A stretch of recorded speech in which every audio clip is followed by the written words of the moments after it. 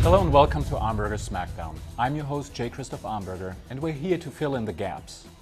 Just about 15 years ago, the last Republican era petered out with almost the same lack of fanfare as the current Bush administration. On top of the general ennui with 16 years of successive Republican administrations, the Democratic challengers of George Bush Sr. were able to leverage the macro-cyclical downturn in the economy with the slogan, "It's the economy, stupid." Sure, we're still a good year away from the hot phase of the 2008 campaign, but what's been noticeable so far by its glaring absence in the preening and posing of the presidential contenders of the class of '08 is any mention of the economy. Apart, of course, from the perennial clattering of the liberal prayer mills with taxing the rich as the recurrent theme.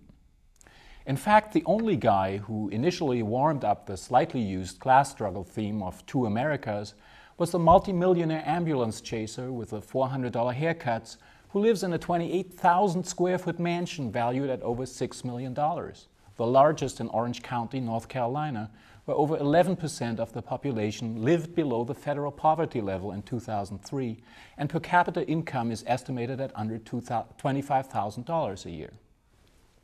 I interpret the embarrassed silence that followed as an indication of just how far removed this particular presidential hopeful is from reality. The avoidance of the economy as a campaign issue is quite unsurprising for the Dem Squad. Seen the stock market recently with both the Dow and the S&P 500 at new records? But the Republican candidates have been keeping mum on it as well, striving to establish wholesome personas that combine the well-worn coziness of Mr. Rogers' favorite cardigan with the backwoods religious posing of snake handlers. They've been flip-flopping on state versus individual rights issues, well, like Democrats.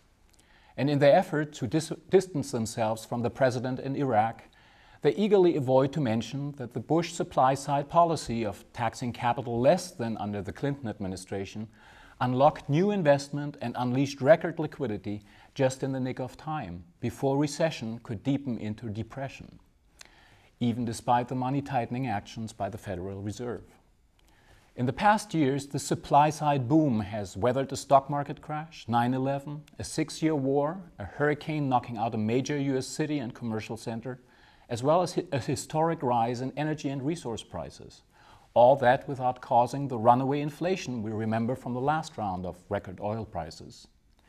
And despite the current downturn, let's not forget the record runs in the real estate market, which constitutes a large share of US household net worth.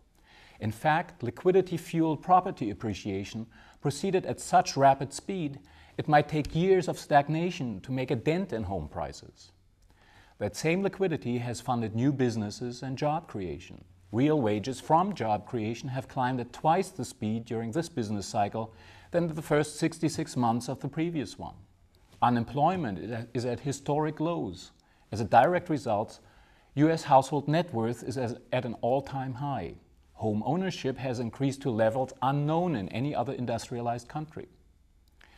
The American model of cowboy capitalism, with its low tax rate, deregulation, contained inflation, and free trade, is at the core of the Chinese economic miracle. It has created unprecedented wealth even in the dour and run-down communist backwaters like Russia, Poland, and the Czech Republic.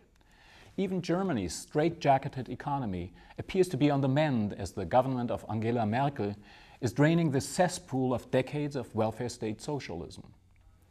But if you've been trying to hire a US college graduate recently, you wonder how young adults with such ambitious ideas regarding their worth in the marketplace have such limited grasp of how that marketplace works, which of course makes them prime and predictable agents of change in the electoral process. May be one of life's little ironies. In France, the infectious stagnation and sloth inherent in socialism has finally triggered a probably short-lived flirt with at least the thought of a true market-based economy. The French electorate told the socialist candidate, "It's the economy, stupid," although maybe not in so many words. In the US, the historic level of prosperity and economic stability created by the Bush administration's cowboy capitalist economic and tax policy has had the opposite effect. The US electorate currently appears to be so bored with the economic Chardonnay It seems downright giddy to have discovered a case of the clap in the attic among the Carter-era political knickknacks. For TaipanFinancialNews.com, I'm J. Christoph Amberger, wishing you a prosperous week.